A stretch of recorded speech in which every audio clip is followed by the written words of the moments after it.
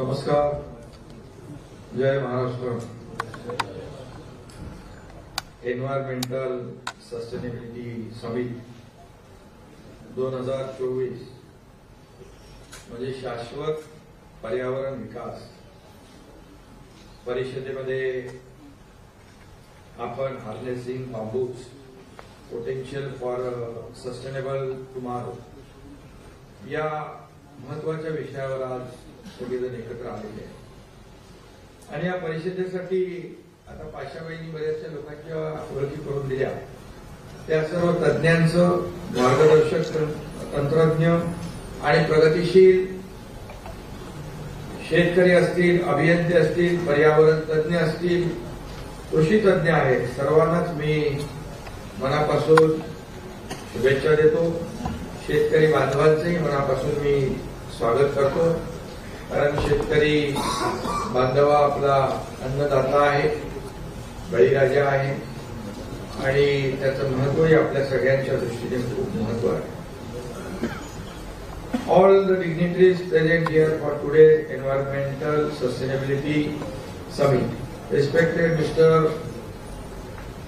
Trevor Rees, Founder and Managing Director of Enso Impact. Mr. Borja de la Pena Escardo, Global Policy Officer. International Network for Bamboo and Rattan. Sophie Wisborn, Founder. We are Nature, त्याचे founder आलेले आहेत. Shri Hemkant Kothari and other dignitary, जसं आपल्याकडे पाशा पटेल आहेत, श्रीयुत आपले उद्योजक नादिर गोदरे साहेब आहेत, संदीप बजोरिया आहेत, सनवीरचे अध्यक्ष आहेत ते, अनुप कुमार आहेत, प्रवीण दराडेजी आहेत, अविनाश धाकणे आहेत, त्याचबरोबर आपले फॉरेस्टचे सेक्रेटरी आहेत, एमपीसीबीचे सेक्रेटरी आहेत, डॉक्टर विद्या धवन आहेत, डीजी डेरी आहेत, सर्व मान्यवर आणि उपस्थित सर्व आजच्या या अतिशय महत्वाच्या परिषदेला सर्व मान्यवर. I truly feel honored to be here with you and I welcome you all here in Mumbai at first. I congratulate the organizers for organizing this international summit. मी सगळ्यांचं मनापासून स्वागत करतो. मनापासून अतिशय मला वाटतं पहिल्यांदा आपल्याकडे पाशापट्टी भाई होत आहे, फर्स्ट टाइम. तुमचं काल संध्याकाळी तिकडे डिनर आणि मीटिंग झाली है, सबकी पहचान हुई है और आज ये हमारे राज्य के लिए बहुत ही बड़े गौरव की बात है कि ऐसे समिट को आप लोग प्रसिद्ध है देश भर से और देश के बाहर से भी कई लोग हैं इसमें जो काम कर रहे हैं. पर्यावरण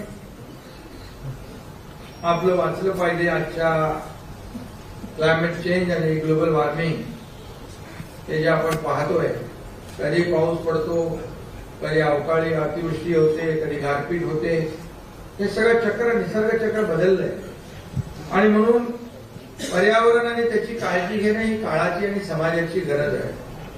म्हणून या परिषदेच्या आयोजनासाठी पुढाकार घेणारा आमचा पर्यावरण व वातावरणीय बदल विभाग, महाराष्ट्र प्रदूषण नियंत्रण मंडळ आणि फिनिक्स फाउंडेशन संस्था या सर्व टीमचं मी मनापासून अभिनंदन करतो. सगळ्यांना शुभेच्छा.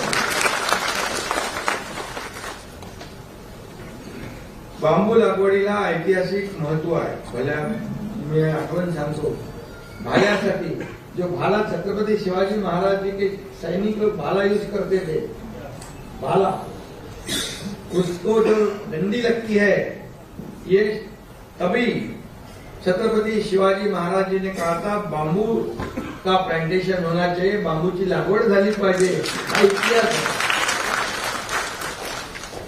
आणि त्यांनी देखील बांबू लागवडीला प्रोत्साहन दिलं. छत्रपती शिवाजी महाराजांनी हा एक आठवण म्हणून आपल्याला सांगतो. बांबूला आर्थिक महत्व देखील आहे. त्यामुळे बांबूला आपण हिरवं सोनं म्हणतो, ग्रीन गोल्ड म्हणतो. परंतु त्याकडे आज जेवढं लक्ष द्यायला पाहिजे तेवढं लक्ष दिलं गेलं नहीं. जितना ध्यान देना चाहिए उतना बांबू पे ध्यान दिया नहीं. बांबू तो बहुत काम आता है, लेकिन देर आए दुरुस्त आए. आशा भाई ने इनिशिएटिव लिया है, हमारे डिपार्टमेंट में लोगों ने इसको प्रमोट किया है, प्रोत्साहन दिया है. इसलिए मैं सभी लोगों को धन्यवाद देता हूँ. बांबू मध्ये कार्बन शोषून घेण्याची व ग्लोबल वॉर्मिंगला मात देण्याची अमर्यादित क्षमता है, बहुत कैपेसिटी है. एक व्यक्ति को प्रति वर्ष 280 किलो ऑक्सीजन की आवश्यकता होती है. एक बांस का ये पेड़, ये बांबू का पेड़ प्रति वर्ष 320 किलोग्राम ऑक्सीजन देता है. 280 की रिक्वायरमेंट है और देता है 320. मतलब डिमांड से सप्लाई ज्यादा है. और ये हमारे लिए बहुत जरूरी है. ये बांबू दुनिया के किसी भी अन्य पेड़ की तुलना में 30% अधिक कार्बन जो अवशोषित करता है, एब्सॉर्ब करता है. और इसलिए शहरों को प्रदूषण से दूर रखने में बांबू की भूमिका जो है बहुत ही इम्पोर्टेंट रहेगी, बहुत ही महत्वपूर्ण रहेगी. Inter governmental panel on climate change ने कार्बन उत्सर्जन को कम करने के लिए और ऑक्सीजन के स्तर को बढ़ाने के लिए बांस का उपयोग करने का क्रांतिकारी निर्णय पहले लिया है. और मुंबई में अधिकतम हम लोगों ने मेट्रो स्टेशन का काम इको फ्रेंडली बांस से किया जाएगा, ये तय कर लिया है. फर्श होगी, दीवारें होगी, पैनलिंग होगी, छत होगा, दरवाजे होंगे और खिड़कियां. मैं अभी यहाँ से आ रहा था तो 2-3 स्टॉल में देखा मैंने, तो खिड़कियां दरवाजे को भी देखा, वो तो इतने मजबूत है. और बांबू भी देखा मैंने, वो बांबू इतना मजबूत, उसकी स्ट्रेंथ है. तो वो जो स्टील के पिलर्स है उसका काम कर पाएगा, इतनी बड़ी ताकत उसमें है. उसको पूरी तरह ट्रीटमेंट की हुई है और मैंने वो यहाँ पर देखा अभी. और यहाँ पर राज्य के हाईवे के दोनों तरफ हमारी सरकार ने जो समृद्धि हाईवे है 700 किलोमीटर का, या और भी जितने हाईवे है उसमें दोनों तरफ बांबू प्लांटेशन करने का निर्णय हमारी सरकार ने लिया है. दूसरी बात, जो अर्बन एरिया है जैसे मुंबई है, ठाणे है, एमएमआर है, पुणे है, नासिक है, कई शहर है, वहां पर का पोल्यूशन जो है, अभी मुंबई का पोल्यूशन 350 था. अभी मुख्यमंत्री होने के बावजूद मैंने डीप क्लीन ड्राइव शुरू कर दी. मैंने कहा ये रोड सिर्फ साफ सफाई करने से नहीं होगा, इसकी डस्ट निकालनी होगी, स्क्रबिंग करनी होगी ब्रश के साथ, और उसको पानी से धोना पड़ेगा. वो पानी से धोने का काम बीएमसी ने शुरू कर दिया. वहां पर जितने कंस्ट्रक्शन है, एमएमआरडीए, पीएमआरडीए, जितने भी गवर्नमेंट की एजेंसीज है, उनका जो काम है उसको भी सेफ करने का, कवर करने का भी आदेश हो गया. और उसके साथ सफाई के ऊपर बहुत ध्यान देने का काम अभी शुरू है. मैं खुद उसमें इन्वॉल्व होता हूँ, पब्लिक इन्वॉल्व होती है, एनजीओ होते हैं, स्कूल के कॉलेज के बच्चे उसमें शामिल होते हैं. और उसके वजह से जो पानी हम लोग यूज करते हैं, रिसाइकिल वाटर वो यूज करते हैं, पीने का पानी वो होते हैं, स्कूल के कॉलेज के बच्चे उसमें शामिल होते हैं. और उसके वजह से जो पानी हम लोग यूज करते हैं, रिसाइकिल वाटर वो यूज करते हैं, पीने का पानी यूज नहीं करते. इसके वजह से आपको बताऊंगा कि 350 से लेकर अभी हमारे कम जो पोल्यूशन कम हुआ है, कहीं पर 80 हुआ है, कहीं पर 90 हुआ है, कहीं पर 110 हुआ है, लेकिन 350 से नीचे आ गया. अभी दराड़ी जी, हम कमिश्नर चहल जी को बताया है कि हमारे फॉरेस्ट के रेड्डी भी यहाँ पर है कि दोनों हाईवे के तरफ जो है, मुंबई ईस्टर्न और वेस्टर्न, पहले ईस्टर्न को शुरू करते हैं, पूरी बांबू की दीवार खड़ी करेंगे हम. वहां से ऑक्सीजन मिलेगा और पोल्यूशन कम होगा, वो भी हो जाएगा। और अर्बन एरिया में कैसे, जब अभी देखो जंगल में तो बहुत जगह पे हमारे लोग अंदर अंदर जा रहे हैं, लेकिन फॉरेस्ट काफी तगड़ा कानून व्यवस्था ये बनाए रखने की वजह से, लेकिन कई कई पर थोड़े लोगों ने अतिक्रमण किया, उसको भी निकालना पड़ेगा अपने को। लेकिन इसके में अर्बन में फॉरेस्ट कैसा लाया जा सकता है, इसके ऊपर हमारी सरकार काम कर रही है। और शहरों में भी अर्बन फॉरेस्ट क्रिएट करने का काम हमारी सरकार कर रही है। और मैंने पाशा भाई को बोला है, जो बांबू सिर्फ सिंगल बांबू जाता है वैसा नहीं, एकदम डेंस, जो हर 12 महीने हरा भरा रहेगा, ऐसे बांबू को ढूंढ के लाओ। और मुंबई में भी अर्बन फॉरेस्ट हम बांबू के माध्यम से बनाएंगे, ये भी फैसला हमारी सरकार ने किया है।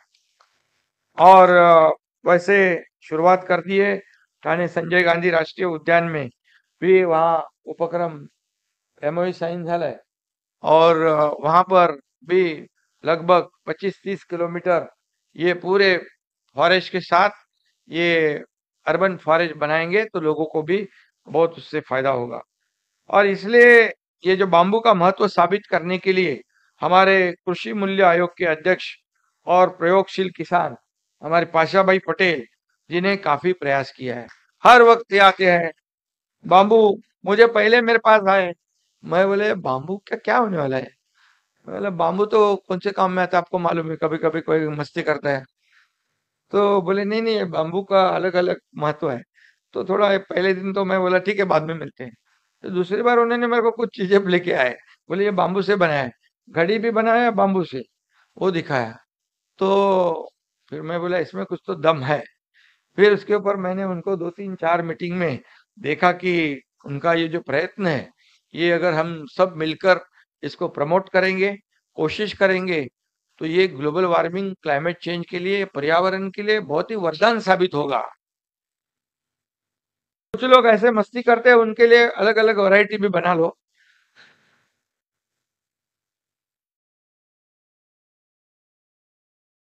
आशा भाई ऐसा है, पहले करते हैं फिर दिखाते हैं, ये भी उनकी बहुत खासियत है। फिर उन्होंने करे, पहले किया फिर मुझे बताया। तो जैसा कि समर्थ रामदास स्वामी कहते हैं मराठी में, केल्याने होता आहे रे आधी केलेची पाहिजे। मतलब करने से होता है, लेकिन शुरुआत पहले करनी चाहिए। और ऐसे पाशा भाई ने शुरुआत कर दी है, और इनके प्रयास से आज महाराष्ट्र में हजारों किसान बांस की खेती करने के लिए उद्युक्त हुए, आगे आए हैं। मैं मेरे गांव में भी गया था, पाशा भाई को वहां बुलाया था, बोले हमारे गांव से ही शुरू करें। कोई लोग कहते हैं कि मेरे गांव में भी खेती है मेरी खुद की, और पाशा भाई ने देखी सब बहुत बहुत अलग अलग वैरायटी वहां पर है। स्ट्रॉबेरी है, वहां पर काजू है, वहां पर मैंगो है, नारियल है, सुपारी है, सब है वहां पर। हालांकि एप्पल भी है, एप्पल के भी बड़े बड़े पेड़ उन्होंने देखे हैं। तो कुछ लोग कहते हैं एक नाथ मुख्यमंत्री हेलीकॉप्टर से जाता है और खेती करता है। क्या हेलीकॉप्टर से जाने से, खेती करने से कुछ बुराई थोड़ी है? हेलीकॉप्टर से फोटो निकालने से अच्छा तो खेती करना अच्छा है। और गांव में जाऊंगा तो मुझे चैन नहीं होती है, वो तुरंत मेरे पैर वहां खेती की तरफ जाते हैं। मुख्यमंत्री वगैरह मैं भूल जाता हूँ, और हमारे लोगों के साथ जुड़ जाता हूँ। तो वहां पर भी मैंने कलेक्टर को भी बुलाया था, और हमारे सातारा डिस्ट्रिक्ट ने 10,000 हेक्टर में बांबू लगाने का प्लानिंग किया है। और ये बहुत अपने आप में बड़ी बात है। जैसे लातूर में भी खेती शुरू हो गई है। और हमारा जो मनरेगा जो है, हमारे नंद कुमार वहां बैठे, और उसमें मनरेगा में भी बांबू नहीं था पहले, बराबर है ना, बांबू नहीं था, हम लोग बांबू को डलवा दिया। और उसमें कहा कि बांबू के लिए हमारे मनरेगा से किसान को पैसे देने चाहिए। आपको यकीन नहीं होगा, मनरेगा से प्रति हेक्टर 7 लाख रुपए किसान को हम देते हैं, लगाने के भी पैसे, बढ़ाने के भी पैसे, और फिर बाद में पैसे पैसे मिलने वाले हैं, वो भी पैसे। पाशा भाई का आइडिया अच्छा है। और 7 लाख रुपए की सब्सिडी दी जा रही है। इसलिए फॉरेस्ट को भी हम बढ़ा रहे हैं। रेड्डी जी, आपके लोगों को भी जोड़ दो इन्हें साथ में, क्योंकि मैंने पहले हमारे नेटिव प्लेस से, गांव से मेरी शुरुआत कर दी। मैंने पाशा भाई को कहा कि इसमें हमें क्लस्टर करना चाहिए, अनेक किसानों को साथ में लेकर एक बड़ा क्लस्टर करेंगे। कुछ उसमें कंडीशन है, 2 हेक्टर वगैरह, उसमें थोड़ा अपने दराड़े जी, उसमें अपने को कुछ ये करना है, अ, कुछ चेंजेस करना है, वो देख लो, क्योंकि हमें ज्यादा लोगों को अगर इन्वॉल्व करना है तो निश्चित रूप से, आखिर ये किसान लोग जो है, आज समझो बारिश नहीं होती है तो भी सरकार को उनको मदद देनी पड़ती है, बारिश ज्यादा होती है तो भी मदद देनी पड़ती है नुकसान के लिए। और इसीलिए तो ये बाम्बू की खेती बहुत ही आवश्यक, एक बार लग गया तो लग गया, बराबर ना, उसको ज्यादा तकलीफ नहीं है बाकी क्रॉप्स के जैसे। और इसलिए ये लातूर जिले में भी फिनिक्स फाउंडेशन पिछले 7 सालों से वहाँ काम कर रहा है, किसानों को बांस की खेती के लिए प्रशिक्षित कर रहा है। इसमें ट्रेनिंग की जरूरत है और प्रोत्साहन देना भी जरूरी है, क्योंकि इनिशिएटिव कौन लेगा और उसका फायदा क्या होगा, यह उनको बताना जरूरी है। नहीं तो कोई क्या, बाम्बू अभी, पहले बाम्बू ऐसे ही लग जाते थे गांव में, लेकिन उसका कोई मतलब और मकसद नहीं था। लेकिन आज सही माने में देखेंगे तो ये बहुत बड़े काम पे अपन लग गए। और इसमें ये संस्थान ने बांस से टिश्यू कल्चर लैब, बाम्बू से फर्नीचर की फैक्ट्री भी शुरू कर दी है। और बांस के इथेनॉल का उत्पादन भी हो सकता है, वो भी मुझे पाशा भाई ने बताया। और इथेनॉल में जो गन्ने की जगह पर बाम्बू यूज कर सकते हैं हम, उसमें भी फायदा है। मतलब अभी वो हिसाब में देख भूल गया, वो 1 टन में कितना लगता है। हाँ, गन्ने को 1 टन में 80 लीटर, बाम्बू को 200 लीटर। बाम्बू से मतलब गन्ने से बाम्बू में फायदा है। इधर गन्ने के किसान नहीं ना कोई।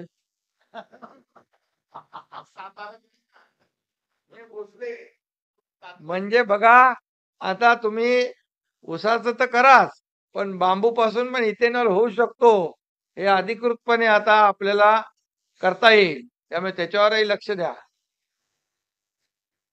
एकदम बढ़िया, चालू झालं ना? ओके, चलो। और दुनिया की पहली रिफाइनरी आसाम में शुरू हो रही है। हो रही है ना, लेकिन हाँ, हो रही। इस रिफाइनरी के सीएमडी भास्कर फुकनजिया उपस्थित है, उनका भी मैं स्वागत करता हूँ।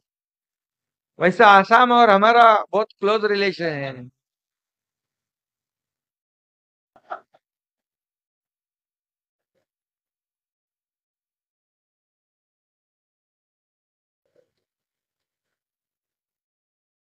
गुवाहाटी में गए थे हम, वहाँ कामाख्या देवी का आशीर्वाद लिया है, इसलिए देखो कैसे नजदीक आ गया हम। संजोग की बात है। और अच्छा ये आप शुरू कर रहे हैं, एक मिसाल आप देंगे इस देश को नहीं, दुनिया को। आज कोकन में जो किसान है, बांबू की तरफ एक कैश क्रॉप की तरह देखने लग गए हैं। नकदी जो पिक रहता मराठी में कहते हैं हम, तो वो भी अभी वहां पर उस तरफ देख रहे हैं। और इससे बहुत ही वहाँ फायदा हो जाएगा उनको, इकोनॉमी बूस्ट हो जाएगी, लोगों के हाथ को काम मिलेगा। जो कोकण में से मुंबई, थाने, यहाँ बड़े शहरों में आते हैं नौकरी के लिए, उनको आना नहीं पड़ेगा। वो अपने गांव में ही बाम्बू की खेती करेंगे और बाम्बू से पैसे कमाएंगे। तो ये भी अच्छा है, अपने माँ बाप की सेवा करके अपने गांव में रहेंगे, तो इससे बड़ा क्या पुण्य हो सकता है। और इसलिए ये कोकण में भी ये है, शुरुआत कर रहे हैं। और टोटल जो पूरा फॉरेस्ट एरिया जो है, क्षेत्र है, 3.3% क्षेत्र जो है बांबू से कवर्ड है। अ, उसमें से भारत में 30% है। और दुनिया के मार्केट में भारत का हिस्सा 5% है, मतलब बहुत कम है, बहुत कम है। तो agro forestry, tiles, timber, bio energy या क्षेत्रात बांबूला मोठी मागणी है। अभी बहुत डिमांड है। अभी बाम्बू के क्या क्या उपयोग है अभी बता रहे हैं, और उसका फायदा भी हो रहा है। कई एयरपोर्ट में उसका फर्नीचर हो रहा है, 5 स्टार होटल में फर्नीचर हो रहा है। तो ये बहुत बड़ी अचीवमेंट है, और इसलिए ये बहुत अच्छा है। अ, इसमें से 16% जो यूज है, ये उदबत्ती जो भगवान के लिए हम लगाते हैं उसमें यूज होता है। उसके लिए 7,000 मीट्रिक टन बाम्बू की आवश्यकता है। लेकिन प्रोडक्शन सिर्फ 150 मीट्रिक टन है। इसलिए हम प्रोडक्शन को बढ़ाने की जरूरत है, और सभी को साथ में लेना चाहिए। और उसके बाद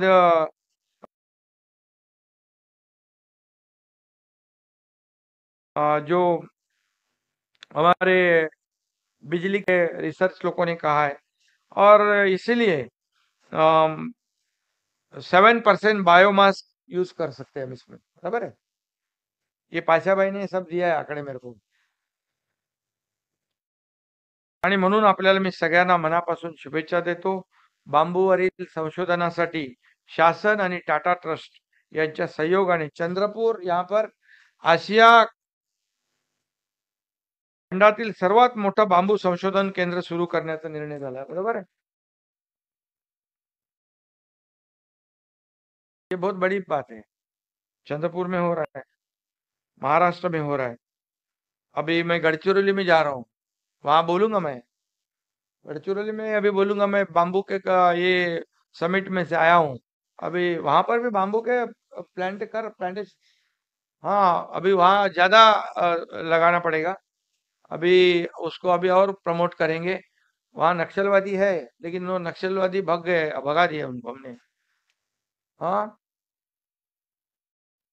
1 लाख हेक्टेयर का नियोजन है। ये बहुत बड़ी बात है। तो फिर वो ऐसे हो जाएगी कि उनको अंदर आने का मौका ही नहीं मिलेगा नक्सल लोग।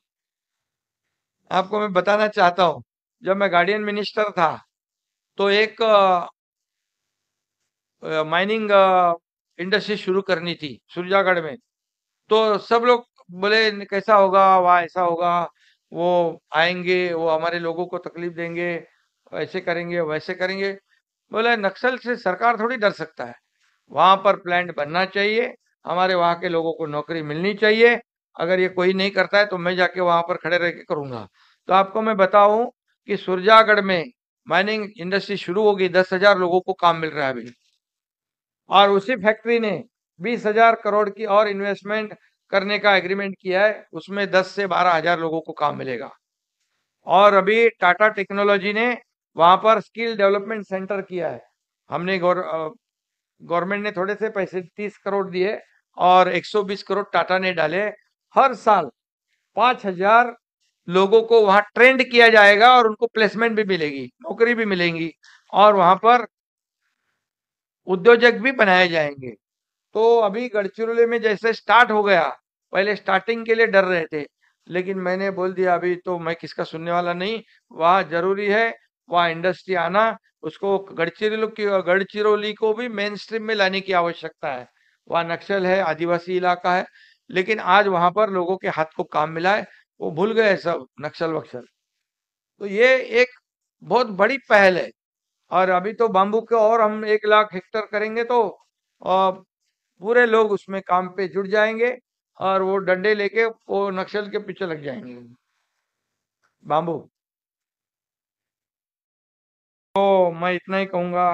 दापोली कृषि विद्यापीठ जो है हमारा, वहां पर 4 एकड़ में 24 प्रकार के बाम्बू लगाए गए हैं, बराबर ना।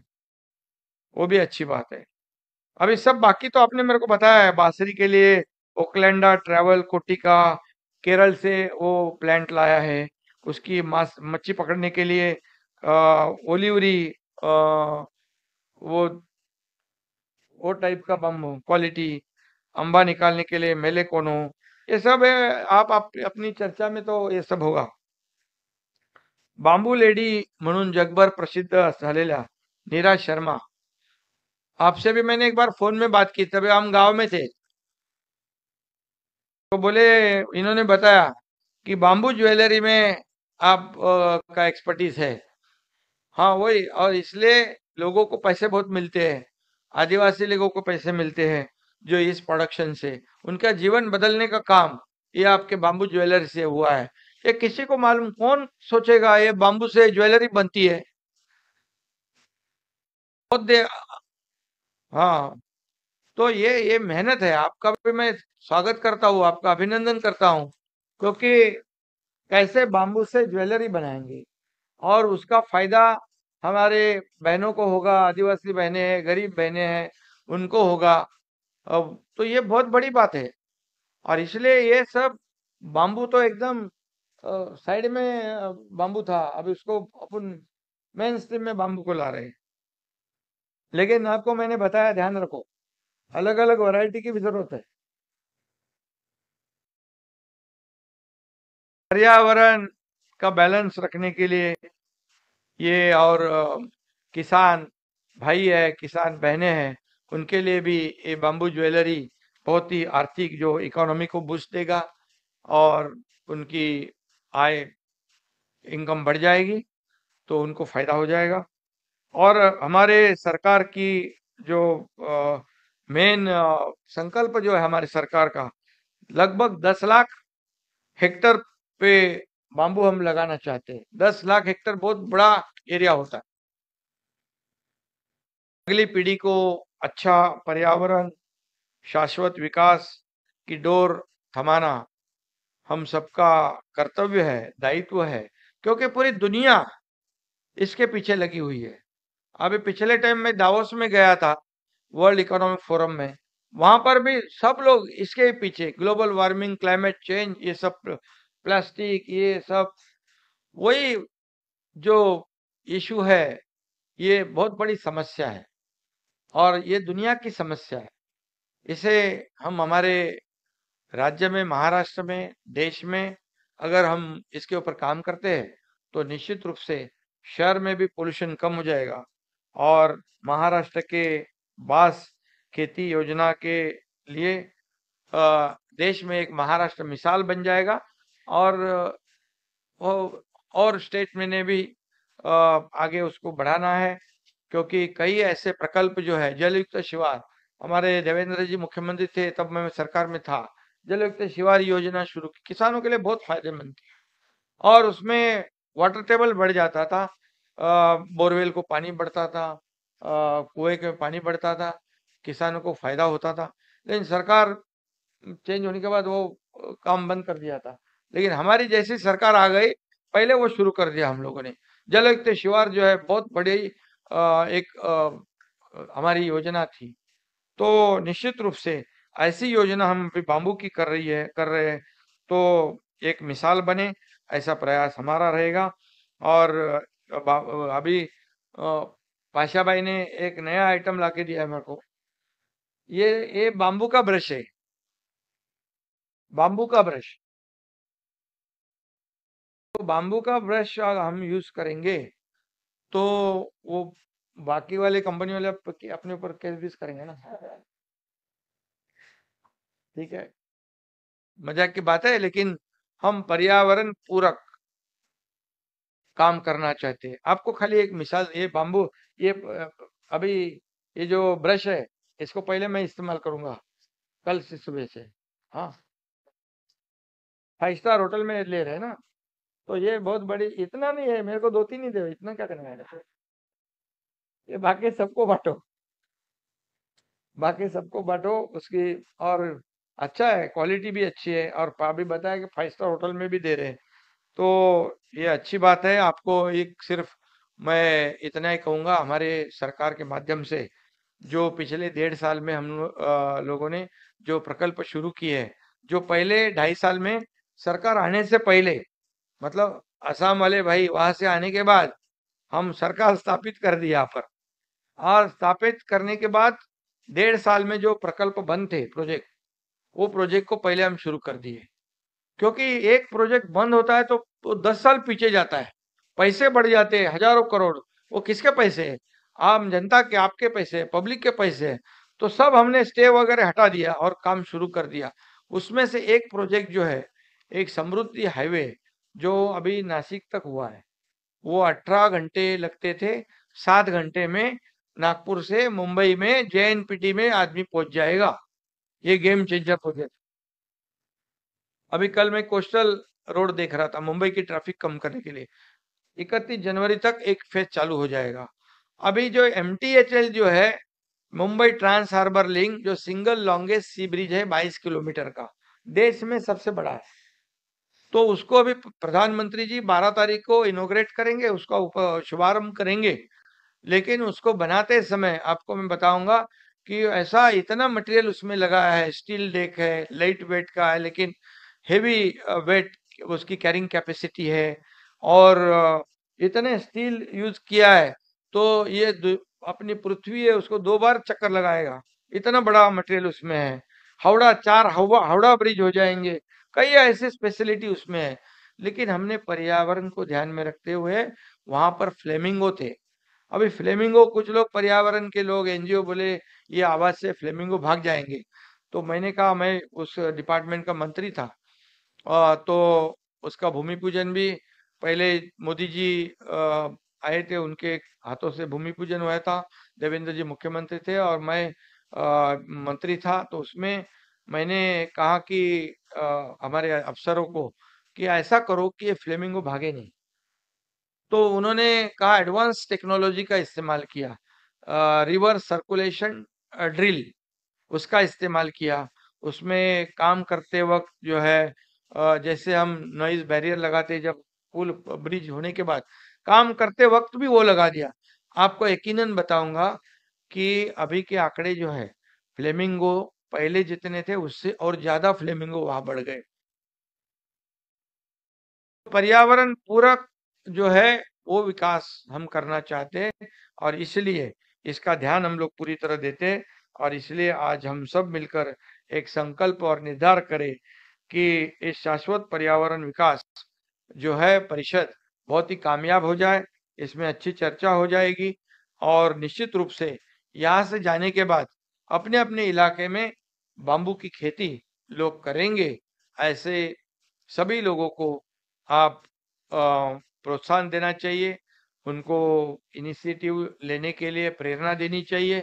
और इसलिए हमारी सरकार तो पूरी तरह साथ में है, और जहाँ पूरे देश में से, देश भर से जो लोग आए हैं उनका भी मैं स्वागत करता हूँ, अपने अपने राज्य में भी।